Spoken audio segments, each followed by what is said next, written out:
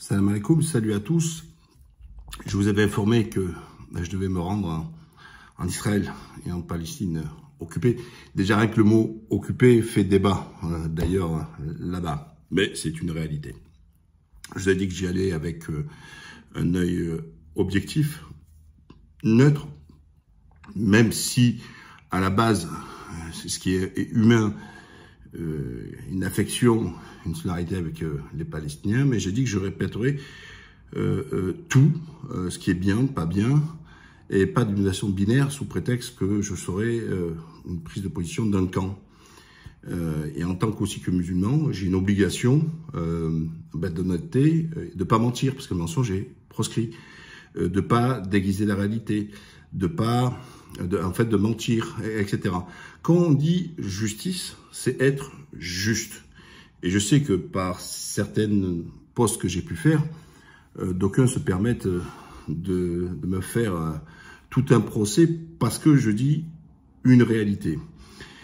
Et c'est pas parce que je dis une réalité qui peut aller dans le bon sens quand ça concerne Israël que ça me fait d'un vendu ou d'éliminer ou s'asseoir sur une réalité ou carrément occulter ce qui est pas bien, c'est-à-dire le fait que les Palestiniens ne soient pas libres. Donc si vous êtes dans l'incapacité d'avoir du discernement, si vous êtes dans l'incapacité d'entendre en fait comme une photographie, vous voyez, je vous parlais d'une photographie générale. Couper la vidéo, aller voir les autres et aller marcher et crier Gaza résistance, etc. Là, il va y avoir une série de vidéos. Là, je fais une vidéo de feedback et je vous expliquais de A à Z comment rentrer sur le territoire, comment ça se passe, etc., etc. Je vais vous faire tout ce que j'ai vécu. Ensuite, il y aura une deuxième vidéo qui viendra. Alors, je ne sais pas dans quel ordre. Je suis en train de faire devoir pour les montages, tout ça, etc. Sur le côté culturel et historique, sur toute la partie religieuse, qui soit sur Jérusalem-Est, mais aussi sur Bethléem, sur tout ça, etc. Ensuite, une autre vidéo où ce seront les Palestiniens qui vont vous parler. Mais alors, les Palestiniens de plusieurs villes différentes. Ça peut être un Palestinien qui est à Jérusalem, ça peut être un Palestinien qui est, comment on dire, un Bédouin, un Palestinien d'Hébron, un Palestinien qui vit dans les camps de réfugiés, notamment de Naplouse, etc., etc. Donc, ça va vous donner un petit peu, avec plus ou moins les mêmes questions, pour savoir ce que les Palestiniens souhaitent, et à la différence de beaucoup en France qui parlent assis sur leur canapé à zapper la télévision et qui racontent souvent que des conneries. Les aspirations des Palestiniens n'est pas vos aspirations, vous, tranquille, peinards, etc. Ceux qui vivent le manque de liberté, c'est eux. Ceux qui manquent de démocratie, c'est eux. Ceux qui manquent de tout ça, c'est eux. C'est pas vous. Donc arrêtez de vous faire le porte-parole. Moi, ce qui m'importe, c'est ce que eux ils disent et ceux qui veulent. Voilà. Et donc, j'en profite d'ailleurs sur l'introduction. Il n'y a pas un Palestinien que j'ai rencontré. Je partais de 8h le matin à 11h le soir. Hein. Donc, je peux vous dire que c'était pas de tout repos. Hein. Il n'y en a pas un qui m'a dit c'est pas bien de venir ou via. Alors, quand je leur pose la question, parce qu'il y a des bourricots, ils nous disent mais il faut passer par la Jordanie et pas passer par Israël, par l'aéroport de Ben Gourion. Parce que c'est pas bien. Ok. Sauf que, les incultes ne connaissent pas les accords d'Oslo. Les accords d'Oslo prévoient justement que ça passe par Ben Gourion, l'aéroport en Israël. Deuxièmement, si vous passez par la Jordanie, vous êtes obligé de payer une taxe, 70 $. Et c'est pour qui la taxe? C'est pour Israël. Donc arrêtez de me raconter des conneries, de vous renforcer l'économie israélienne si déjà vous commencez par rentrer par payer 70 $.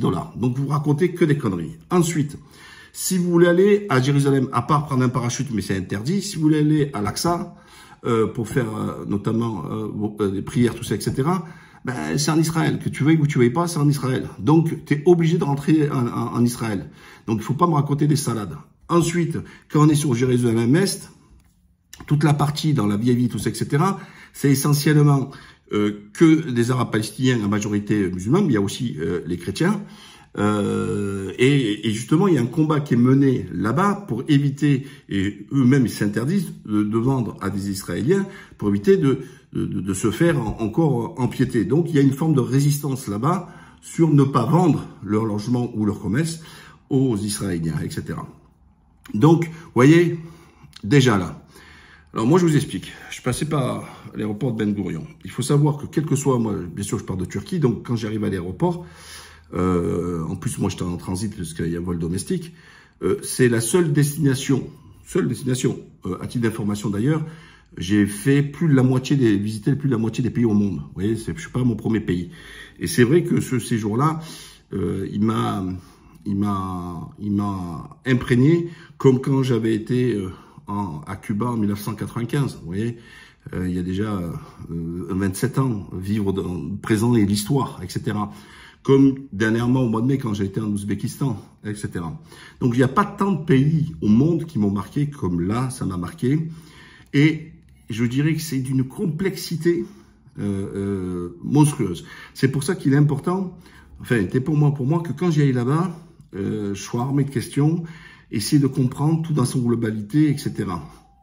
Donc déjà, pour y entrer, donc quand je vous dis qu'à l'aéroport, qu'est-ce qui se passe? C'est pas, on a une porte, une gate de l'aéroport spécial quand vous allez en Israël. C'est-à-dire après avoir passé les classiques standards, vous savez, de sécurité comme de partout dans le monde, il y a encore un autre contrôle. Alors déjà, on vous demande, vous donnez bien sûr, contrôle encore votre passeport, contrôle votre billet. On vous demande ensuite si vous êtes accompagné ou seul, et tout ça, ils écrivent tout. Hein. Ensuite, alors que moi j'étais en short et en tongs, on passe encore un test aussi d'explosifs, si on est en contact avec des tickets, etc. Même mes tongs, ils ont contrôlé mes tongs, ma petite valise de cabine qui est fouillée, tout ça, etc. Et là-bas, je commence un peu à gueuler, et ils me disent, mais c'est pas nous, c'est les conditions qu'Israël demande avant de pouvoir embarquer des passagers. Voilà, donc je me dis, s'il y a un truc à faire, et ce qui est vrai, c'est donc si je l'ai vécu là-bas, vous pouvez le vivre dans tous les départs. Quand vous arrivez là-bas, c'est très important, parce qu'il y en a qu'il ne faut pas l'oublier, vous allez avoir des machines électroniques. Dans ces machines électroniques, vous passez votre passeport, vous mettez en face du truc qui veut contrôler votre photo, c'est un truc un peu électronique, et il va sortir un papier qui est en fait ce qu'ils appellent eux un visa. C'est gratuit. Donc dès que vous avez récupéré ce papier, c'est hyper important qu'il ne faut jamais perdre. C'est qui justifie la date, votre date d'entrée, votre date de sortie maximum, et surtout que vous n'êtes pas autorisé à travailler. Voilà, c'est écrit dans le petit papier qu'il faut surtout pas perdre. C'est très important ce que je suis en train de vous dire. Ensuite, vous marchez long couloir, tout ça, etc. Et on arrive à la fameuse douane. Donc là, il y a plusieurs personnes qui ont eu différentes expériences. Donc il faut se tenir prêt à ça. Voilà, donc règle 1, être décontracté, ne pas se sentir agressé, c'est leur standard. Et il ne faut pas de distinction. Hein. Que vous soyez basané comme moi, ou vous êtes une blonde, tout ce que vous voulez, ils ont un même standard pour toutes les personnes. Voilà. Donc ils veulent s'assurer de la sécurité, notamment par des questions. Voilà. Alors, donc il faut vous tenir prêt. Règle d'or, ne pas mentir. D'être direct, pas hésiter, etc. C'est vrai que, donc quand vous arrivez, moi, on me pose des questions, elle me dit, en plus, on ne parle pas mon prénom, mais pas sans manque de respect, me demande qu'est-ce que je viens faire. Ben, vous dites la vérité. Je dis, moi, je suis touriste, je fais 5 jours à Jérusalem, 2 jours à Tel Aviv. 5 jours, je dors à Jérusalem et pour visiter, et puis 2 jours à Tel Aviv parce que j'allais voir le judo, j'avais des copains du judo. Voilà. Ouais, ok. Après, elle enchaîne. Elle me demande, mais moi, vous êtes né où? Je dis à Aubagne. Elle me dit, c'est où Aubagne? Ben, c'est à côté de Marseille, c'est à 17 km, etc. Après, elle revient encore pour la question. Mais après, moi, je les connais un peu, ces techniques, etc. C'est pour voir si vous racontez des salades. Bon, on pose des questions, mais alors, vous venez pourquoi faire et combien de temps? Il ne faut pas s'énerver, ben, vous répétez la même chose, etc. Et ça s'est bien passé, et compagnie. Et donc, du coup, on m'a dit bienvenue, et hop, c'était terminé. Par contre, j'en ai qui sont arrivés juste après moi, parce que avec la société qui m'a fait le parcours, tout ça, etc., là, une guide, mais une fille avec sa mère qui devait récupérer à l'aéroport, elle est restée 4 heures. Parce que s'ils sentent des hésitations, s'ils sentent que vous n'êtes pas franc du collier, s'ils sentent que vous avez un peu de stress, ils peuvent vous garder. Et il arrive parfois qu'ils disent aux gens de repartir et de reprendre un billet et retourner d'où ils viennent. Donc ça arrive, donc il faut dire la vérité, ça arrive. Ensuite, si vous posez des questions, par exemple, si vous faites quoi en Israël, vous dites non, je viens en Palestine occupée, bah là, ça sent mauvais. Alors, je comprends que vous pouvez le penser, etc. Mais mettez-vous à votre place que vous êtes, il y a la théorie et la pratique. Vous êtes à la frontière par des douaniers israéliens, et que si vous commencez à lui dire je reconnais pas l'État d'Israël, etc., ok, tu peux te dire ouais, je suis balèze, j'ai tenu front, j'aurais dit ça, mais tu retournes à la maison. Donc l'objectif, si vous voulez passer, vous employez la réalité. La réalité, c'est que vous reconnaissez pas ou vous reconnaissez pas, le monde entier, le monde entier, Israël existe. Voilà, c'est comme ça. Après, bien sûr, il y a le débat sur quelle frontière, tout ça, etc. Mais ça existe. Donc, vous pouvez pas, si vous le dites d'entrée, je viens chez toi, mais j'ai un déni de réalité, et je veux pas te reconnaître. Bon, acceptez le chimique de prendre vos affaires et repartir. Voilà. Donc voilà. C'est quoi votre objectif? C'est rentrer. Voilà. Donc oui, faire attention un peu au vocabulaire, etc. Et être le truc. Voilà. Donc ensuite, bien sûr, je dormais à Jérusalem-Est. Etc. Pas très loin, donc ce qu'on appelle la porte de Damas. Il faut savoir qu'il y a plusieurs portes d'entrée, etc. Pour pouvoir aller dans ce qu'on appelle le vieux Jérusalem et surtout avoir accès à l'Aqsa, à la mosquée d'Al-Aqsa et l'esplanade des mosquées. On dit esplanade des mosquées parce qu'il y a beaucoup de mosquées. Voilà, et les esplanades, c'est immense. Il faut savoir que quand vous arrivez, donc ce quartier-là, qui est très, très arabe, et juste en haut, en flanc de colline, en hauteur, Jérusalem, c'est très particulier. Hein. Ça n'a rien à voir encore après avec les autres places. Vous avez les Israéliens juifs, très religieux, beaucoup. Alors, ça a des conséquences parce que, comme ils sont religieux, ils mangent cachère, tout ça, etc., ils ne consomment pas chez les restaurants, tout ça, etc., tenus par des musulmans. Voilà. Et ça, c'est la religion qui le veut, etc. Il y en a, et ils sont pas le malvenu, ils acceptent à Jérusalem-Est. J'ai déjà vu une Israélienne qui est venue boire un thé, tout ça, etc. Donc, les Palestiniens, sachez qu'ils ont un discernement extraordinaire. C'est-à-dire qu'ils ne mélangent pas tout du tout. Ils ne mélangent pas la ségrégation qui est faite par l'État d'Israël, le manque de liberté, avec les Juifs. Voilà, ça c'est très important. J'ai pas entendu un seul mot judéophobe. Pas un mot à l'endroit. Ils ont un discernement très clair. Et puis, beaucoup, puisqu'ils sont, Jérusalem, c'est, comment vous dire, aujourd'hui c'est sous le contrôle israélien, etc. Et Israël veut garder Jérusalem, et à juste titre, toutes les décisions internationales et les Palestiniens veulent bien sûr Jérusalem Est comme capitale, comme cela a toujours été dans les descriptions. Donc voilà. Alors les Israéliens sont malins et vous disent oui, c'est des territoires disputés. Voilà, c'est pas occupé, c'est disputé. Donc voilà, vous êtes à Jérusalem, ça parle arabe, il faut le savoir, hein, de partout, Jérusalem, partout c'est arabe, tout ça, les commerçants arabes, tout ça, etc. Il y en a à peu près dans les 1500, donc c'est assez solide. Bien sûr, il y a toute la vieille ville, tout ça, etc., avec côté chrétien et compagnie. Et quand vous voulez rentrer, non pas par la porte des Maghrébins, ce qu'ils appellent ça, la porte des Maghrébins, c'est pour les touristes et non-musulmans, et aussi des juifs qui veulent aller passer par l'esplanade des mosquées pour arriver, alors c'est tout un truc, je ne me rappelle plus la technique, la porte où ils pensent que je crois que c'est le Messie qui va passer par là, etc. Donc ils vont prier sur le truc et ils sont escortés par les policiers. Toutes les autres portes, vous avez des checkpoints policiers ou militaires qui vous demandent. C'est vrai que moi ça me fait un peu sourire. Do you have Muslim? Est-ce que vous êtes musulman? Etc. Ils posent la question. Moi je répondais oui, donc il n'y avait pas de souci. Des fois on me disait même bienvenue. Je vous dis, brut des choses, je n'ai eu zéro problème. J'ai passé tout mon séjour avec des contrôles à gogo, parce que j'allais chaque fois en Palestine, en Cisjordanie, tout ça, etc. J'ai pas eu le seul gars, et encore on peut pas dire que c'était violent, mais c'était un manque d'éducation. Quand j'ai voulu aller voir où il y a le mur des lamentations, un policier d'origine africaine, noir, je sais pas d'où il était. Alors c'est pas parce qu'il était noir, c'était pour vous donner un peu le profil de la personne. Il était au téléphone, donc avec ça en travaillant. Donc déjà c'est pas terrible. Et il me fait comme ça, file comme ça. Et là je l'ai repris de voler. J'ai dit écoute, moi je suis pas ton chien, tu me respectes, tu me fais pas ça, ça, ça. Bon, il a rien dit, tout ça, etc. Mais je lui ai mis dans la gueule parce que ça, nulle part au monde, j'accepte qu'on me parle comme ça. Mais c'est un petit truc parmi tous les contrôles où ça s'est bien passé. Parce que j'ai passé ce qu'on appelle les checkpoints en piéton. Quand vous passez une partie de l'autre du mur, tout ça, etc. Vous verrez dans les vidéos des autres, tout ça, etc. Les passages, etc. Et tout, les tripodes et compagnie. Ou en véhicule, donc dans les deux. Et je vous dis, je vous donne les faits factuels.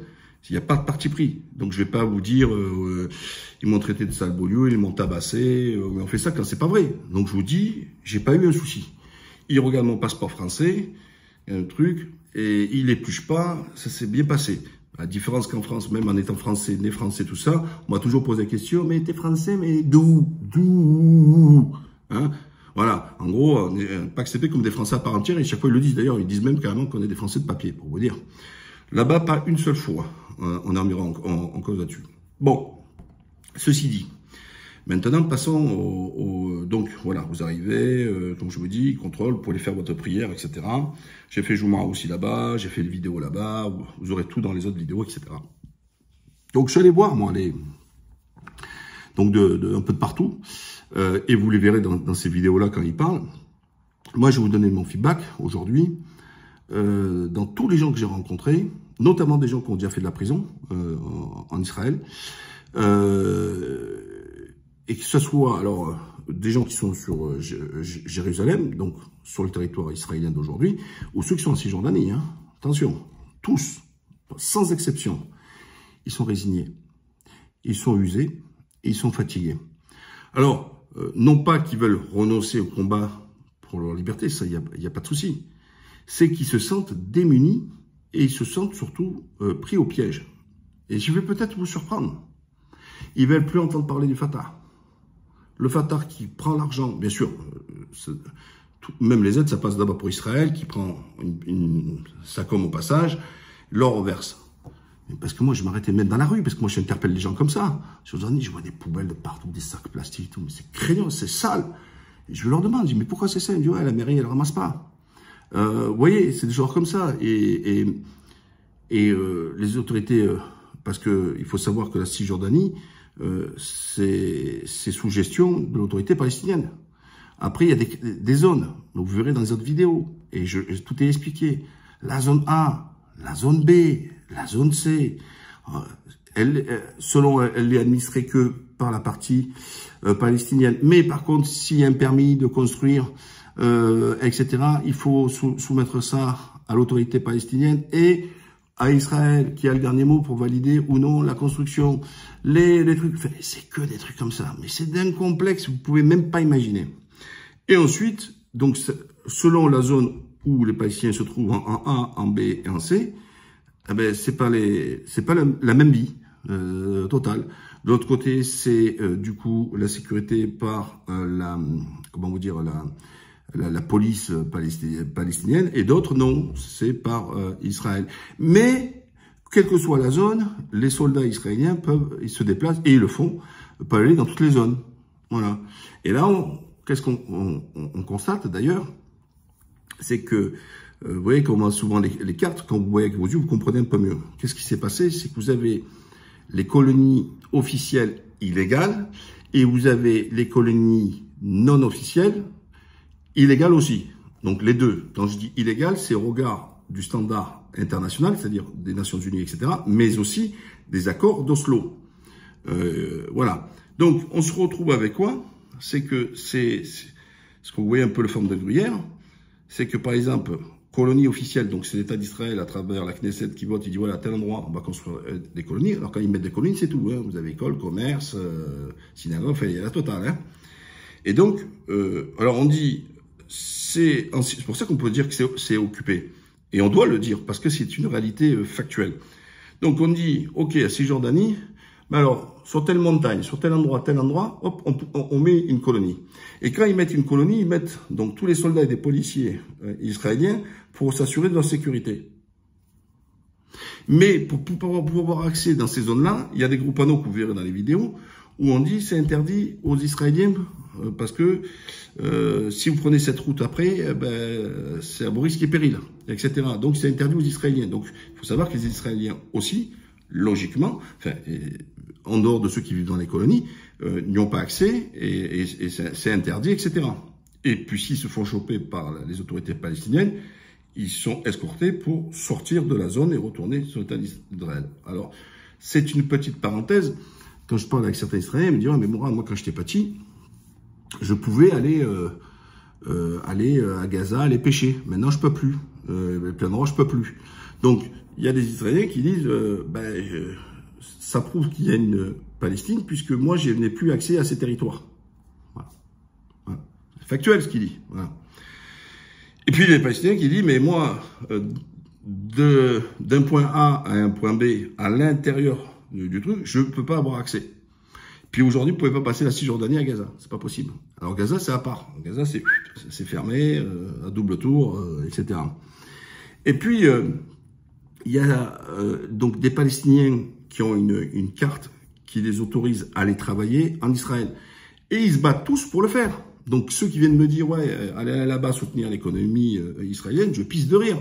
Parce que les Palestiniens eux-mêmes se battent pour pouvoir aller travailler en Israël, parce qu'ils sont mieux payés, et que ça ouvre à beaucoup de droits, comme la protection sociale, et tout ça, etc. Donc ils y vont là. Et je peux vous dire que c'est pas de la tarte, hein, parce que quand ils passent un checkpoint piéton, alors ils viennent avec le bus ou en taco, donc c'est assez long, ils vont au checkpoint, ils sont contrôlés, ils sortent du checkpoint, il faut qu'ils prennent des bus, et la vie, elle est horriblement chère, hein. Elle est très chère, très chère, donc pour aller après travailler, donc ils bouffent de l'énergie, du jus, et c'est là où je dis que c'est un peu oppressant, c'est même beaucoup oppressant, c'est que chaque fois, pour circuler, pour le faire, à chaque fois, c'est checkpoint. Il faut que montrer patte blanche, comme on dit. Ensuite, sur les territoires, la monnaie qui est utilisée, un peu jordanienne, mais la plupart de tous, ils prennent des commerçants là-bas aussi, ils prennent le shekel, c'est-à-dire la monnaie israélienne. Donc, venez pas me raconter des salades, parce que les Palestiniens n'ont pas leur propre monnaie. Donc, quand vous allez dans un endroit, vous pouvez retirer au distributeur des shekels, ou la monnaie jordanienne, etc. Donc, et puis il y a des endroits, très peu, où vous ne pouvez pas trouver des shekels, mais c'est très peu. Mais dans tous les cas, quand vous payez, que ce soit à Jéricho, à Hébron, tout ça, etc., vous payez en shekel, pas de problème, et en espèces, etc. Donc, là aussi, arrêtez votre délire, d'accord? Ensuite, dans les routes, alors il faut savoir que les routes qui sont entreprises, on passe des zones A, B et compagnie et leur C, il y a aussi des soldats israéliens, en plus de ceux qui sont en train de contrôler au niveau des colonies.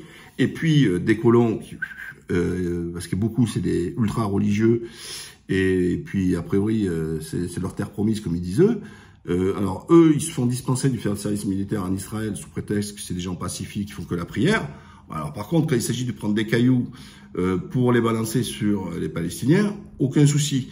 Mais là, vous pouvez voir, il y a pas mal d'ailleurs d'Israéliens eux-mêmes, des journalistes, et je les salue, qu'on fait comme dernièrement des vidéos et vous montrent comment même ils ont pris des trucs vous savez, de lacrymogènes et envoyé sur des Palestiniens devant les soldats. Et les soldats, ils bougent pas. Les soldats, ils protègent les colons qui attaquent, qui agressent, etc.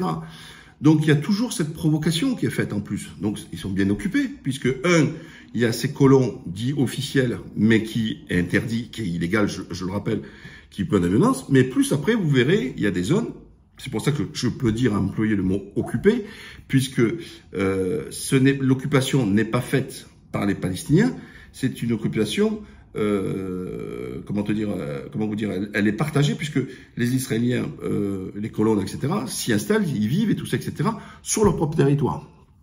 Et il y a les autorités israéliennes. Aucun pays au monde a de la police ou des soldats d'un pays étranger dans leur propre pays, ce qui va de soi. Sinon, voilà. Et c'est occupé parce que justement, ils ont sur toutes ces zones les soldats israéliens ils peuvent aller capter quelqu'un, l'arrêter sur ces endroits-là et tout ça, etc. Donc, ensuite, la colonie officieuse, illégale aussi. Donc, ils mettent des genres de mobil-homes sur la montagne. Et attendez, donc logiquement, l'État d'Israël, vu que c'est pas, selon eux, une colonie officielle, mais je vous rappelle encore que l'officiel n'est pas légal non plus, hein, au regard du regard international, au lieu de les dégager, les expulser, etc., les soldats viennent assurer leur sécurité. Et donc, c'est là où il y a une forme d'hypocrisie. Tu peux pas dire, d'un côté, c'est des colonies interdites, parce qu'ils ont mis leur mobil-home, ils ont pris les bouts de terre, ils ont dit c'est chez nous, tout ça, etc. Alors que c'est légal, tu dois les expulser, mais en plus leur apporter la sécurité, ils disent ouais, on peut rien faire parce qu'il faut les sécuriser pour pas qu'ils se fassent attaquer, etc. Et là, on marche sur la tête. Et quand vous parlez avec des Israéliens, parce qu'il y a deux mondes, quand vous allez en Cisjordanie, comme les Israéliens n'y vont pas, je veux dire, moi quand j'étais à Tel Aviv, j'ai l'impression d'être à Miami. Je dis mais c'est pas possible. Mais quoi qu'il se passe de l'autre côté, ils sont au courant de rien, où ça se passe pas, ils savent pas. Alors du coup, eux, ils sont toujours là, mais pourquoi ils nous agressent, pourquoi ils veulent, et le pire, c'est que certains, c'est pas qu'une posture, c'est qu'ils y croient vraiment. Et vous disent voilà, on est en sécurité, ils veulent tuer des juifs, pourquoi ils veulent faire du mal, on leur a donné leur territoire, pourquoi ils font pas leur business, ils ne marchent pas tranquilles. Oui, mais sauf qu'ils n'ont pas été voir que c'est bourré chaque fois. Il y a des routes. Là, tu peux pas t'arrêter. C'est une zone militaire. Et pourtant, t'es en Cisjordanie. Sinon, tu peux prendre un coup de... parce que là-bas, ça tire pas à blanc. Hein. C'est du réel. Hein. Donc, et vous le verrez dans les vidéos que j'ai filmées, parce que là, c'est ce que je vous raconte. Mais après, quand je ferai les autres vidéos, vous verrez par vous-même. C'est hallucinant. Moi, je suis claustrophobe de nature et agoraphobe. Je peux vous dire que tous les jours, en y allant et en retournant, j'avais ce sentiment d'étouffement. Alors imaginez, moi j'y vais en touriste, et là aussi c'est pas juste. Comment moi je suis un étranger, j'arrive, je monte mon truc, je vais aller zone A, zone B, zone C, zone truc, à droite, à gauche, je fais ce que je veux, et eux, c'est leur propre terre, ils n'ont pas accès. Et comme les Palestiniens ne peuvent pas avoir accès à l'Aqsa. Alors, il y a des périodes de Ramadan où ils ouvrent un peu plus, ou selon s'il y a des tensions ou pas de tensions, ils disent ouais, on va prendre que les vieux et les trucs, etc. Donc c'est pas zéro comme ça, c'est un peu du tri, voilà, etc. Et puis dans le temps, selon comment ça se passe, la situation, est-ce qu'il y a des confrontations, alors là, il verrouille tout, là, oubliez tout, il verrouille, hein, parce que chaque fois qu'il y a des actes qui sont faits, Israël, c'est punition collective, hein. Vraf, allez. Plus personne, comme là, il y a Naplouse, on ferme, double tour, terminé, personne qui peut sortir. Voilà, bon, ça c'est une réalité aussi. Donc, si on empêche des gens de sortir de Naplouse pour aller à un autre village ou ville palestinienne, par une armée occupante qui est l'armée israélienne, de fait, ça veut dire que c'est occupé. Parce que logiquement, dans un pays, quand tu es libre, c'est pas une puissance étrangère qui vient m'empêcher de sortir de mon village pour aller dans un autre village. Donc c'est bien qu'il y ait une occupation, mais ça c'est factuel. Oui, il faut reconnaître les choses. D'ailleurs, quand je parlais avec des gens, j'ai parlé des fois avec des mecs complètement ouais, mais moi dans la Torah c'est écrit. Oh, je t'arrête de suite. Moi je suis pas là pour savoir si dans la Torah c'est écrit quoi que ce soit. Moi je donne les faits. Il y en a qui étaient très véhéments, etc. Que je lui disais mais attends, il me dit ouais, la Palestine n'a jamais existé. Je dis oui c'est vrai. Et entre nous, la Palestine n'a jamais existé. Comme Israël n'a jamais existé. Le territoire avant ça, c'était l'Empire ottoman. Donc s'il y en a un qui a perdu un morceau de territoire, c'est les Turcs. Parce que tout cet espace-là, il était ottoman. Mais c'était ottoman pendant des siècles. Mais comment vous dire, il n'y avait pas de bord en anglais, on dit de frontières. C'était pas séparé. C'est qui a découpé tout ça? Saïs et Picot, le français et l'anglais, qui étaient en charge de démanteler après la défaite des Ottomans, après la Première Guerre mondiale, de se découper en 1922, découper tout l'Empire ottoman, et qu'ils ont créé les États. Parce que la Syrie, l'Irak, la Palestine, ce que vous voulez, tout ça c'était ottoman. Donc oui, en effet, mais le fait de dire une réalité géographique, alors ça, les mecs s'énervent, comme ça, ils n'aiment pas dire, oui, non, c'est une réalité, c'était aux Ottomans, voilà, point barre. Mais ces terres-là, tous, il y avait des gens qui y habitaient, d'accord, c'était des autochtones. Et donc, il y avait une majorité de musulmans, puisque l'essentiel des Juifs du monde vivaient à l'extérieur. Et encore aujourd'hui, il est à l'extérieur, aux États-Unis, en Europe, tout ça, etc. C'est pour ça qu'on appelle ça des Ashkénazes quand ils viennent des pays de l'Est, et des Séfarades quand ils viennent enfin, on appelle les Espagnols du Maghreb, etc. Donc, et puis il y avait les autochtones. Et parmi eux, notamment les Palestiniens, qui soient chrétiens ou musulmans, et qui étaient largement majoritaires. Donc ça, c'est une réalité. Voilà. Donc, le fait que quelqu'un qui vient des États-Unis ou d'Europe, qui est né là-bas, qui est, je sais pas, qui est américain, qui est français, etc., vous vous rendez compte? Il arrive à Ben Gurion, lui, tout ça, etc. Demain, alors, ou en touriste, ou plutôt, on lui donne, parce qu'il est juif, directement la nationalité, puisque c'est le seul pays qui, de par la religion, donne la citoyenneté. Donc, la nationalité à un pays, ce qu'il appelle l'ALIA. Donc, lui, il a grandi, je sais pas, moi, à Narbonne, toute sa vie et tout. Il vient là, du jour au lendemain, bah, lui, il peut aller circuler, il peut faire son truc. Mais par contre, au Palestinien qui est né là, etc., bah, lui, il peut pas le faire. Et là, il y a un problème. D'ailleurs, avant que j'oublie, il y a plusieurs statuts. Il y a le Palestinien de 48, celui-là, il est devenu israélien. D'accord? Donc, c'est à peu près 20% de la population. Il a pratiquement tous les mêmes droits qu'un Israélien juif, etc. Donc, et puis j'en ai vu des tonnes, mon taxi, mon truc, des magasins, des hanout, tout ça, et même à Jaffa, ou même à Tel Aviv, hein, et puis, etc. C'est écrit en arabe, etc. Il y a même des mosquées dans les territoires qu'eux ne sont pas comment te dire, revendiquer, tout ça, etc. Vous attendez la Aden, tout ça. Il n'y a pas de loi contre le hijab. Donc, vous voyez, même, style à Tel Aviv, des femmes voilées, vous pouvez voir tout ça, etc. Donc, là-dessus, il n'y a aucun souci. Et, grosso modo, ce sont des citoyens à part entière et qui travaillent, ils sont nombreux, ont des commerces, sont propriétaires, etc. D'ailleurs, si on grossit le trait, un arabe de 48, un palestinien de 48, je dirais d'ailleurs la faute sur l'ismo arabe, parce que eux, ils les appellent les arabes. Donc je me suis plusieurs fois, avec des personnes, j'ai arrêté, quand ils se feraient, ils me disent, ouais, c'est les arabes, ils veulent notre peau et tout. Je me dis, t'es un arabe, toi. Pourquoi tu... Ah, ah bon? Je dis, ben oui, t'es un arabe, donc pourquoi tu me parles, les arabes, etc. Je lui dis, t'es un arabe, t'es un juif arabe. Ouais, et alors? Je lui ai dit, donc arrête de dire les arabes. Mais dis, alors comment je les appelle? Bah, appelle-les par leur nom, des Palestiniens. Voilà, et voilà, c'est des Palestiniens. Donc arrête de dire arabe, arabe, arabe, arabe, arabe. Voilà, les arabes, ils veulent le mort, tout ça, etc. Bref, c'était une parenthèse là-dessus. Et donc, de ceux de 48, ils peuvent se présenter. Ils ont des députés, d'ailleurs, parce qu'avant, en plus, là-dedans, ils se sont... à l'époque, ils s'entendaient pas. Et puis, lors de la dernière élection, ils se sont rassemblés, etc., pour avoir un maximum de députés et compagnie au sein de la Knesset. Donc, ils participent. Donc, et pourtant, les Palestiniens qui sont en Cisjordanie, ils les traitent pas de traîtres. Ils les traitent pas de collabos. Ils les traitent pas, ils veulent pas leur peau. Et pourtant, ils participent au processus électoral. Ils participent à l'élection pour être députés au sein de la Knesset, du Parlement israélien, et qui, ce Parlement fait aussi des lois pour les colonies. Il n'y a pas un Palestinien qui remet en cause ces Palestiniens-là. Voilà. Ensuite, on a le Palestinien de 67, et puis celui qui est à Jérusalem, par exemple. Ils appellent ça le Jérusalem mythe. Voilà.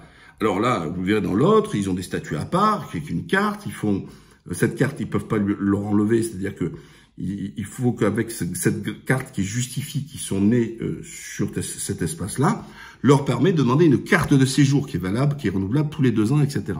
Mais qui se fait de façon automatique. Parce que une partie de ces personnes jérusalemites refusent de prendre la nationalité israélienne, mais par contre, ils ont le passeport jordanien.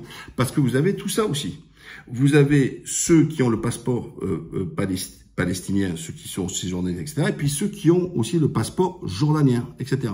Mais reprenez le palestinien musulman qui vit, de 48, qui vit en Israël. Quand il va, comment vous dire, il peut c'est celui qui a le plus de droits sur les Israéliens et sur les Palestiniens. Parce que lui, la différence, c'est que, j'en avais un, par exemple, qui me dit, moi, je vais à Hébron, j'ai une maison à Hébron. Ben voilà, il va en zone palestinienne, il a le droit d'être propriétaire, il a le droit de circuler, personne ne va lui dire quoi que ce soit, même avec sa plaque de voiture qui est israélienne, et il n'y a aucun souci. Moi, la voiture location était plaquée israélienne, parce qu'il n'y a pas de voiture location sur la Palestine, quoi. Et aucun souci, hein, il n'y a aucun problème de sécurité pour lui. Donc lui, il peut y aller, mais l'Israélien, lui, ne peut pas y aller sur ces zones-là. Donc celui qui a le droit à tout aujourd'hui, c'est ce qu'ils appellent les Arabes de 48, les Palestiniens de 48, donc les musulmans, eux, ils ont open bar, ils peuvent aller n'importe où.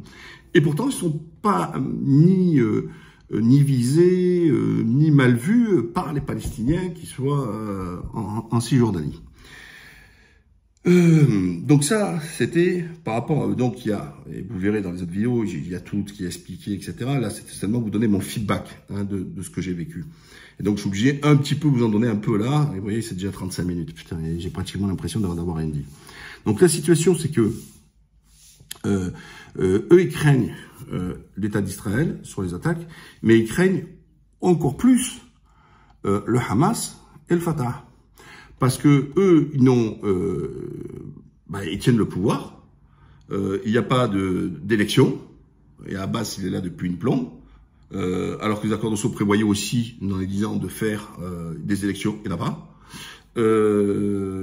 Et puis, ils vivent tous ces trucs un peu d'errante et les gens n'ont pas l'impression, et c'est pour ça que je vous dis qu'ils sont un peu résignés, c'est qu'ils ne peuvent pas se retourner ni pour le Fatah ni le Hamas. Alors, le Hamas, c'est pareil, ils vous tuent. Pas d'accord, ils te tuent. Et ils te disent, mais il y a des choses que je peux pas te dire dans la vidéo parce que ils vont nous tuer. C'est comme ça. Il y en a un qui a voulu, un jeune, à un moment donné, et commencer à dénoncer la corruption, tout ça, etc. Ils l'ont liquidé. Et puis, dernièrement, comme moi, j'étais à Naplouse, donc j'ai été le lendemain où ils avaient fait mettre une bombe. Il y avait un mec qui passait en moto avec un casque. Et puis, il savait le passage d'un des gars qui avait fait des attaques qui font partie, ce qu'ils appellent les Lions, je ne me rappelle plus, parce que, qui est une nouvelle structure de résistance, vue par Israël de terroristes, qui, à la base, était du Fatah, du Hamas, truc islamique et compagnie. Enfin, c'est une tchatchouka pas possible. Parce que des jeunes qu'on a ras-le-bol, et ils ont pris leur destin en main. Alors, et eux, ils font des attaques sur le territoire israélien. Et je vais expliquer pourquoi l'importance de ce que je suis en train de vous dire là, tout ça, etc. Et donc, il y en a un qui était recherché, compagnie, qui avait, je crois, tué un soldat. Et le gars, comme il connaissait ses horaires, tout ça, etc., ils ont mis la moto, une bombe, et dès qu'il est venu, paf, il a actionné. Et donc, en fait, il y a des traîtres parmi les Palestiniens, mais il y a aussi ce qu'on appelle des traîtres institutionnels. Parce qu'il y a des choses en termes d'information, et ça, après le lendemain que je suis parti, des soldats israéliens, ils ont été dans une planque, ils ont trouvé des explosifs, des armes, etc. Ils ont eu des échanges avec les Palestiniens, ils en ont tué 5, blessé d'autres, etc. Il y a tellement d'informations précises. Il faut rappeler comment ça s'est passé. Avant qu'il y ait eu ces attaques, il faut savoir que dans les accords d'Oslo, il était prévu que la police palestinienne, dans les zones où elle contrôle, de livrer des personnes qui sont recherchées par Israël. Et c'est ce qu'ils avaient fait pour un gars. Donc, sauf que à Naplouse, les gens, ils ont attaqué, donc j'avais vu des traces, ils avaient brûlé des pneus, attaqué la police en disant non, vous êtes des vendus. Donc là aussi, posez-vous la question. Certes, c'est vrai que c'est des accords, que la police palestinienne qui interpelle un Palestinien pour le livrer à Israël, Israël qui veut rechercher cette personne pour un acte terroriste, que eux appellent de résistance. Vous voyez, j'essaie de vous donner factuellement comment les uns et les autres se définissent. Et mais des informations, et donc juste après ça, comme par hasard, il y a eu des attaques ciblées, et il y a eu des choses où en matière d'information, il n'y a que des gens qui ont dû parler. Et je vous le dis, ma main a coupé, c'est le Fatah, parce que il voit très mal cette concurrence. Et comme ils avaient déjà interpellé des individus et que ça a été chauffé avec la population, tu donnes l'information aux Israéliens, les Israéliens savent dans quelle baraque y aller, etc. Parce que sachez bien que cette zone-là, à Naplouse, les soldats israéliens n'y dorment pas. Hein. Ils y vont quand il faut intervenir, ou ils se mettent sur des checkpoints à la sortie de la ville, etc. Mais ils circulent pas librement comme ça. D'ailleurs, quand ils arrivent, les autres, ils mettent des barricades, ils ne veulent même pas les laisser rentrer. Donc, vous allez me dire, ouais, il y a les drones et tout ça, etc. Mais si vous allez dans le vieux Naplouse, tout ça, etc., vous verrez que c'est pas avec les drones que vous voyez des choses, etc. C'est par du renseignement humain. Voilà. Donc, en fait, voilà, le Fatah voulant, les autres, et puis, ils se cachent pas, dans la presse, c'est écrit, Israël qui a demandé au Fatah, maintenant, tu vas assurer les trucs et tu vas faire un peu ce qu'on te dit. Puis les autres, comme ils savent qu'ils peuvent plus les embarquer, ils les balancent aux Israéliens. Bon, ils sont à tel endroit, et puis ils arrivent, boum, boum, etc. Et c'est là où moi je me dis, aujourd'hui, ni le Fatah, ni le Hamas, ils contrôlent que dalle. Enfin, ils contrôlent que dalle. Je veux dire, au niveau des gens, ils sont fatigués et ils sont résignés. Et que Israël en profite, parce qu'elle sait qu'ils viennent tous du Miam Glouglou, et donc, ils tirent, hop, hop, hop, pour Fatah, t'as intérêt de suivre ce que je te dis. Mais, parce que Fatah et Hamas, quoi que vous dites, ils parlent toujours avec Israël. Voilà. Donc, il y a toujours des discussions qui se font, un sous-marin, etc. C'est sûr qu'ils vont pas se mettre à la télévision. Donc, il y a une communication entre eux. Ça, c'est clair, il y a une communication entre eux. Sauf que, là, les jeunes qui se montent, eux, ils ont aucune connexion. Et puis eux, ils en ont rien à foutre. Hein. Ils sont pas là pour connecter. Ce qu'ils veulent, eux, c'est libérer leur pays, etc. Ils s'organisent. Et puis bon, c'est là où je vous parle de la différence entre ceux qui viennent avec des poignards et vous expliquer ce qui se passe pour essayer d'attaquer un soldat armé jusqu'aux dents avec un fusil à la frontière. Et ça, je l'ai parlé à beaucoup de Palestiniens. Là aussi, il y a une hypocrisie quand même. Ils les appellent shahid, c'est-à-dire martyrs. Alors déjà, moi, islamiquement, j'ai un problème. C'est pas toi à définir, t'es pas l'adjoint de Dieu pour définir qui est martyr. C'est Allah. Alors que tu fasses des doigts pour demander que ce soit pris comme un martyr, ça c'est un fait. Mais ne te donne pas le pouvoir de Dieu à dire que c'est un martyr. Surtout que ça s'appelle, la plupart du temps, un suicide. Voilà. Alors, quand ces mecs, un individu, qu'est-ce qui se passe? Il y a une telle détresse sur une partie de la jeunesse que quand ils pètent les plombs et par l'orgueil, tout ça, de la culture, de dire, moi je peux pas aider ma famille, je peux pas travailler, je peux pas nourrir ma famille, je peux pas aider mes parents, je peux pas aider mes frères, mes soeurs, etc. Qu'est-ce qu'ils font? Ils vont avec un couteau, ils vont à la frontière, ils vont courir après un soldat. Alors déjà, les mecs, tu le vois venir à 1 kilomètre. Le mec, il a pas fait 2 mètres, il a pris 2 plombs dans la tête et 2 plombs dans le bide. Donc, on va dégage. Sauf qu'après, ils font c'est un shahid, c'est un shahid. Et là, eh ben, ils sont obligés de rincer parce que chaque fois qu'il y en a un qui est mort par l'armée israélienne, eh ben, il touche l'oseille. Donc, il y a un certain nombre d'argent qui est donné à la famille et puis une forme de rente, voilà, pour aider la famille. Et donc, quand les jeunes n'ont plus d'espoir, leur seul espoir à eux, c'est d'aller avec un couteau. En fait, c'est un suicide, hein, d'accord? Donc, on va se suicider sur un soldat israélien et ainsi capter l'argent du truc. Sauf que quand c'est le Fatah qui les tue, d'accord, ou le Hamas qui les tue, c'est zéro la tête à Toto.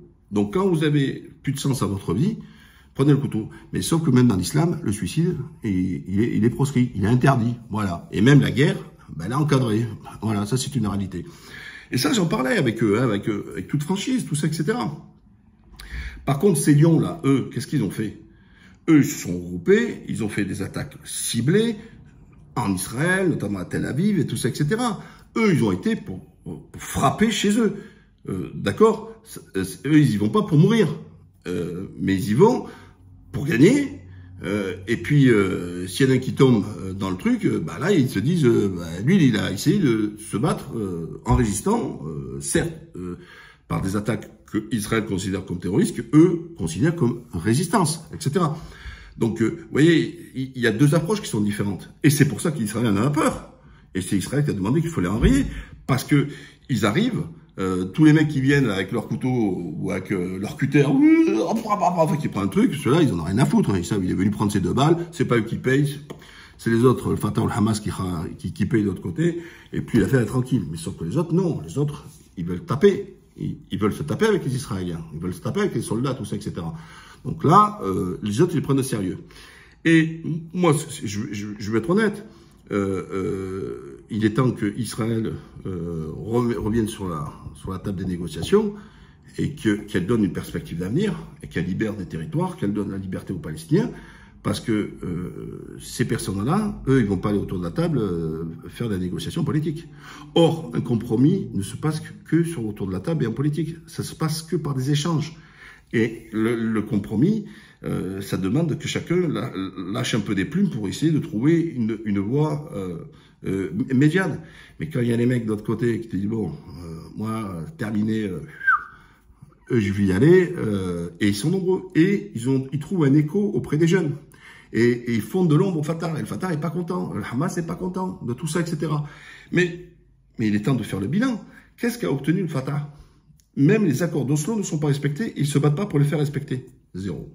Qu'est-ce que le Hamas a obtenu en envoyant des petites roquettes comme ça, les autres électroniquement, alors ils ont leur truc là, leur bouclier là, je sais pas comment il s'appelle, il leur fait pchit. Alors, par contre, Israël, en retour, alors là, sans pitié. Bom, bom, bom, bom, bom, bom, bom, bom.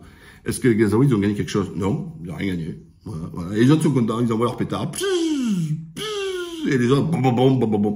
Mais ça s'appelle pas de la résistance, ça. Et puis, par-dessus le marché, quand Israël arrive et tue donc des civils, les enfants, etc., les autres, ils sortent les enfants. Ah, vous vous rendez compte, vous avez tué les enfants, là, là, là, là, là, là. Et puis Israël dit, oui, mais vous êtes allés vous planquer derrière les enfants. Chacun, il trouve son compte. Alors, il y a Israël qui dit, voilà, moi, j'ai réglé le problème, j'ai rasé, tout ça, etc. Et puis, de l'autre côté, les autres vont dire, oh, vous avez vu, on est des victimes, ils tuent des civils, etc. Et chacun, il trouve son compte, etc. Enfin, et à un moment donné, il faut dire stop, quoi. Voilà. Est-ce qu'ils ont obtenu quelque chose? Ni le Fatah ni le Hamas, ils ont obtenu rien du tout. D'ailleurs, ils viennent à peine seulement en Algérie maintenant de se parler, entre guillemets, et de faire la paix. Mais vous êtes sans pitié, mais franchement. En fait, les Palestiniens, ils ont les ennemis de l'intérieur et les ennemis de l'extérieur. Et aujourd'hui, il y a un retournement par rapport à 15 mois maintenant, parce que j'ai parlé avec des gens qui ont fait de la prison et tout ça, etc., qui me racontent, ils me disent, Mourad, aujourd'hui, et ça, je sais que certains vont avoir du mal à l'entendre, mais vous le verrez dans les vidéos, etc. Tu dis, écoute, à tout, je pose question, tu veux quoi? Un État, tout ça, récupérer tout Israël? Bah, il m'a dit, c'est impossible, il faut arrêter de délirer. Et ils ont raison. Israël, armée jusqu'au nord, un seul pays et tous ensemble, qui s'appelle la Palestine, ça tu regarderas dans les bandes dessinées. 2 États, 3 États, et ils te disent tous, écoute-moi bien, moi je suis tombé de haut, je vous dis, c'est leur version brute, c'est pas mon jugement. Tu dis, Mourad, 1 state, 2 states, 3, c'est-à-dire un État, 2 États, 3 États, j'en ai rien à péter. Ce que je veux, c'est être libre. Je veux circuler. Je veux pouvoir aller à l'Aqsa, aller prier. Je peux aller voir travailler. Je veux la démocratie. Je veux pouvoir choisir ceux qui me représentent. Je veux les droits de l'homme. Je veux avoir, comme en Israël, d'avoir ma protection de santé, etc. Je veux avoir accès pour mes enfants, tout ça, à l'éducation. Je veux tout ça, etc. Voilà. Et il n'y a pas plus humain que leur demande. Et ils sont animés par aucune haine. Aucune. Mais ils disent, on n'en peut plus, quoi. Voilà, on veut être libre de circuler, parce que moi, j'emploie ce mot. J'avais l'impression, comme il y a des murs, des barbelés de partout. Alors, il y a les murs qui séparent avec Israël, puis il y a à l'intérieur, il y a encore des grillages qui séparent par rapport là où il y a les connus, avec des grillages de partout, et du béton de partout. Mais j'ai mis c'est un zoo, sauf qu'on a mis des êtres humains. Et donc, ils sont en situation de zoo. Voilà. Et là, voilà, il est fermé, là, t'as accès, t'as pas accès. C'est pas tenable humainement. Tu comprends? Vous comprenez? Parce que eux, ils disent, oui, mais ils peuvent commercer. C'est vrai qu'il y a beaucoup de commerce. Il y a de l'argent, attention, hein. Attention, les prix de l'immobilier, tout ça là-bas, ça douille cher, hein. C'est très, très cher. Allez voir à Jéricho combien ça coûte, hein. Ramallah, un terrain de 500 mètres, 600 000 euros, hein. Oh, et vous faites 5 appartements dessus, hein. Donc, oui, il y a de l'argent, vous voyez. Les véhicules, chez Ross, il y a des bons véhicules, etc. N'y allez pas avec un regard de misère. Alors, je dis pas qu'ils roulent tous sur l'or, hein, je dis pas ça. Mais il y a une entraide qui est faite là-bas, entre eux. J'ai pas vu de gens, il n'y a pas de gens qui crevent de faim. Et même les réfugiés, ils sont pas dans des tentes, hein. C'est qu'ils ont construit, au fur et à mesure, ils ont monté du béton. Alors, c'est assez condensé. Voilà. Donc, il y a beaucoup de population sur un espace qui est très réduit. Donc, qu'est-ce que c'est, les réfugiés? Parce que ça aussi, il faut en parler. C'est des gens, quand ils ont perdu la guerre, eh ben, les Israéliens, ils ont récupéré ces territoires et leur propre maison. C'est pour ça qu'ils mettent, eux, la clé comme ça, symbolique au-dessus, en espérant un jour retrouver leur maison. Mais sauf que ceux qui y habitent, ils ne lâcheront plus. Hein. Et ça, il faut mettre une croix là-dessus. Jamais ils vont récupérer, jamais ils leur donneront, même s'ils font la paix, ils iront jamais. Donc en attendant, qu'est-ce qu'ils ont fait? Ils ont construit dans le dur. Mais ils ont des aides internationales spécifiques. Il faut savoir que dans les camps de réfugiés, ils ne payent pas l'électricité et ils ne payent pas l'eau. Donc quand vous êtes des réfugiés, ne vous voyez pas des mobil-hommes et tout. Non, on est dans des vrais appartements, etc. C'est du dur. Vous verrez dans les vidéos aussi. Et ils ont des aides internationales directement qui viennent sur eux, ils ont des centres sociaux, etc. Donc il y a des choses, voilà. Donc j'en profite parce qu'il y a beaucoup de gens qui captent de l'argent des assos que les Palestiniens ne voient pas. Et ça, c'est encore notre sujet, faites très attention. Il y a beaucoup de menteurs, il y a beaucoup de tricheurs, il y a beaucoup de voleurs, hélas. Et même certains déguisés avec la valeur islamique. Donc voilà, c'est une horreur. Parce que moi, j'en ai parlé avec eux, j'ai vu avec des gens, et tout ça, etc. Pop. Mais c'est un autre sujet. Voilà, je veux rester sur mon ressenti. Et la difficulté, c'est que même si demain Israël veut aller sur un compromis, que je souhaite, mais le problème, c'est comment faire. Le problème, c'est les colonies. Mais à partir du moment où ils ont grignoté, chaque fois que tu fais 1 kilomètre, là, en haut de la montagne, il y a une colonie. Mais comment tu peux arriver à faire la paix et trouver un compromis quand déjà tu as occupé un peu de partout de façon ouvrière, déjà des trucs, c'est impossible. Mais c'est impossible. Je ne veux pas, sauf à laisser tous ces logements aux Palestiniens, ça c'est une bonne chose.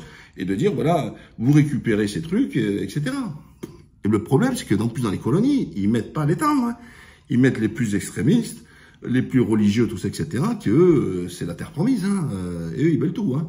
Et compagnie, donc les ultra-religieux. Alors, en gros, à Tel Aviv, si on est dégagé, là, parce que là, c'est pas très religieux, Tel Aviv, et puis tous les religieux, on les file aux Palestiniens, quoi. On les met dans les trucs, eux, ils adorent vivre en autarcie là-haut, etc., faire leur prière et compagnie.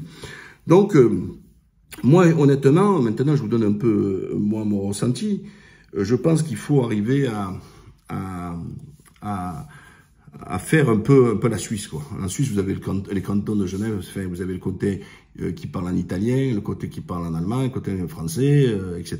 Donc, et avec un pouvoir qui est décentralisé et un État fédéral. Voilà. Donc, ça veut dire que les cantons ont un pouvoir, et ensuite, au-dessus, il y a l'État qui fédéralise, etc. Vous prenez la Belgique avec la Wallonie et notamment les Flamands, et puis il y a un État fédéral.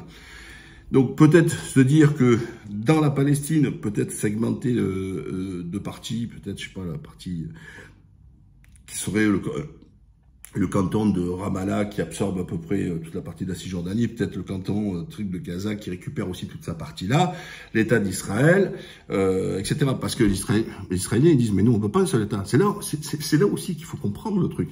Les Israéliens disent mais moi je veux pas un seul État. Ils veulent pas englober la Palestine parce qu'ils disent que si on fait un État avec la démographie, ce qu'ils appellent les Arabes, enfin les musulmans et les chrétiens qui sont sur ces territoires-là, ben, ils pourraient prendre le pouvoir. En fait, c'est un peu comme De Gaulle avec l'Algérie à l'époque. Ils disaient, oh là là, avec la démographie, si je suis obligé de leur donner au minimum le droit de vote, parce que les musulmans n'avaient pas droit, les indigènes n'avaient pas le droit de vote, dans le statut quo, c'est pas possible, mais si je leur donne ça, ça aurait été Bouteflika qui aurait été président de la France, hein.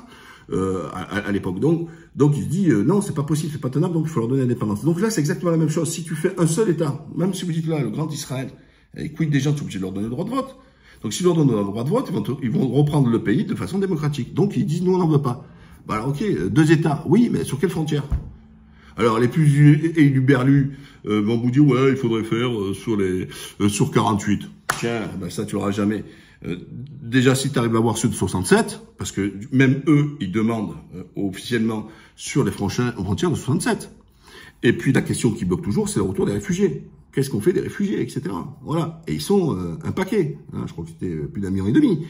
Voilà. Après, vous avez les Bédouins. Donc, vous voyez, les statuts, il y en a de partout. Les Bédouins, c'est encore autre chose, et compagnie. Et moi, de ce que j'ai entendu de partout, donc moi, je pense, d'expérience, c'est que si on arrive à faire l'État d'Israël qui devient un canton, je sais pas moi, la Cisjordanie avec Ramallah, l'autre avec Gaza, etc., chacun avec une décentralisation, avec un pouvoir local libre, hein, c'est-à-dire avec leur propre police, tribunaux, enfin la totale, hein, la vraie liberté, c'est-à-dire qu'il n'y a plus de soldats israéliens qui viendraient intervenir sur ces territoires, c'est ça, la vraie liberté, pas occupée, etc.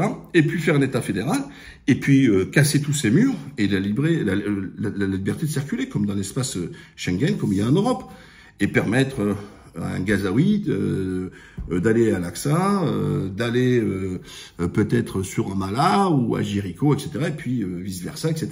Voilà. Parce que là aussi, je réponds à ceux qui disent, soi-disant, ouais, mais passer par Israël, c'est soutenir l'identité sioniste. Et les routes, elles sont à qui? Elles sont les Israéliens, hein.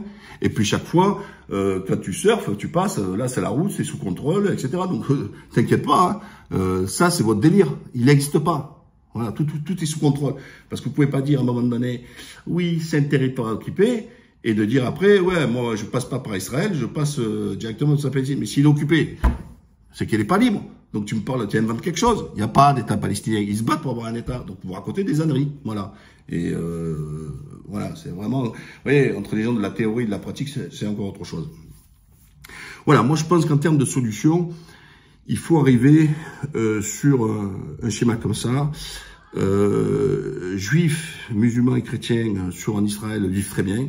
Je sais qu'il y en a qui ont été horrifiés que je mette une publicité avec un Lubavitch, une femme voilée, tout ça, etc., pour appeler au vote. C'est une réalité. Donc je ne vais pas dire le contraire. Alors que tous les sionistes de France, eux, ils sont anti-voile, soi-disant, parce que c'est leur technique pour essayer de dire, ouais, vous voyez ce que vivent Israël avec les Palestiniens, les terroristes, c'est exactement ce que nous on vit avec les terroristes en France. Alors, mais comparer, ne surtout pas avoir raison, mais par contre, ils occultent tout le reste. Non, sauf qu'en Israël, elles peuvent porter le voile. En Israël, ils font la publicité pour les femmes voilées quand vous êtes offensés, quand les Golnaden, les Lévi, quand l'Europe avait lancé une campagne contre la discrimination avec une femme qui portait le voile, vous dites, mais c'est inadmissible, même la droite, Ciotti, sont tous montés vent debout, sauf qu'en Israël, ils font de la publicité avec une femme voilée pour aller voter. Voilà. C'est écrit en arabe et en hébreu dans la plupart des trucs, etc. Le Hadden, il n'est pas interdit, alors qu'en France, ils veulent pas de minaret, etc. En Israël, tu entends l'appel à la prière, etc. Et pas forcément qu'à Jérusalem, hein. Je vous parle en règle générale. À Jaffa, je l'ai vu, etc. Et là, et compagnie. Bon, voilà. Un petit peu sur le chimique. Moi, j'ai vu... alors, ceux qui disent non, Palestine vaincra, non, il faudra le prendre, ben, allez là-bas et allez vous battre. Parce que c'est trop facile, sur vos canapés avec vos chips, sur Netflix, d'aller jouer les guerriers à la place des Palestiniens. Ils en ont marre, ils sont fatigués. Vous savez, ça me fait penser un peu aux Afghans. Oh, ça fait 50 ans qu'ils sont en guerre. Oh, ils n'en peuvent plus. Un coup les Russes, un coup l'OTAN, etc. Ben, les Palestiniens aussi. Et ils aspirent, ils veulent vivre, ils me disent, mais des choses simples. Vous voyez, ils n'ont pas d'espérance. Ils veulent circuler librement, ils veulent circuler en sécurité, choisir leur truc, etc. Je vous dis, ils ne demandent pas ça, voilà. Et aujourd'hui, leur parler de la frontière tant, et la peine, écoute, moi, je suis plus là-dessus. Puis il y en a, et vous disent, ok, Mourad, peut-être sur, comment vous dire, j'ai pas vu des mecs qui te disent, non, on veut tout récupérer, on va récupérer même Tel Aviv, récupérer Dalmaï, etc. Non, ils sont, mais pas du tout. Mais là, vraiment pas du tout. Ils sont plus pragmatiques que vous. Ben oui, quand tu vis dans la merde, t'es beaucoup plus pragmatique. Ils savent ce qui est possible de négocier ou ce qui est faisable et ce qui est impossible de faisable. Donc tous ceux qui viennent me dire, ouais, on peut récupérer le tout et ça devient la Palestine, mode d'emploi. Vous allez m'expliquer comment, hein? Ah oui, mais pas avec votre bouche, hein, d'accord? Montrez-moi. Et encore une fois, j'insiste, le Hamas, soi-disant, qui est pris comme les libérateurs, le Hamas qui a reconnu maintenant ses liens avec Bachar, d'accord, qui prend ses ordres auprès de l'Iran. Vous croyez que l'Iran se soucie du sort des sunnites quand on voit que l'Iran soutient Bachar, qui lui a fait la misère aux sunnites, mais vous foutez de la gueule de qui là-dedans encore? D'accord? Vous foutez de la gueule de qui? Voilà. Donc voilà le retour que je voulais vous faire. Pour le retour, quand vous arrivez à l'aéroport, quand je m'étais sur Ben Gourion, vous arrivez dans l'aéroport, là, en plus moi, je dis, ouais, je vais aller, on me dit, ouais, il faut venir 4 heures avant. Je dis, ouais, mais ça va plus vite, je suis en business. C'est vrai qu'on peut penser, on gagne du temps par rapport aux autres, mais sauf qu'au départ, vous faites là que comme tout le monde, business pour business, avant seulement d'aller prendre votre enregistrement de vos bagages, même si vous n'avez pas de bagages comme moi, ou prendre votre ticket seulement, parce qu'on ne vous délivre pas votre carte d'embarquement quand vous faites comme d'habitude dans un autre truc. Non, vous êtes obligé d'aller chercher au guichet. Donc là, vous faites la queue et vous avez un premier filtre. Donc, me demande le passeport. Vous êtes tout seul? Oui, je suis tout seul. Qu'est-ce que vous êtes venu faire? Pareil, on a visité, touristes, tout ça, etc. Regarde, elle me dit, Aubagne, c'est où? J'ai à 17 km de Marseille, etc. Après, elle me dit, mais vous avez des origines, notre nationalité, etc. Je dis, madame, je dis, vous avez mon passeport français? Je suis musulman. Voilà, je suis musulman, madame. Je suis français, mais je suis musulman. Et là, c'est marrant parce que c'est là où elle s'est sentie mal.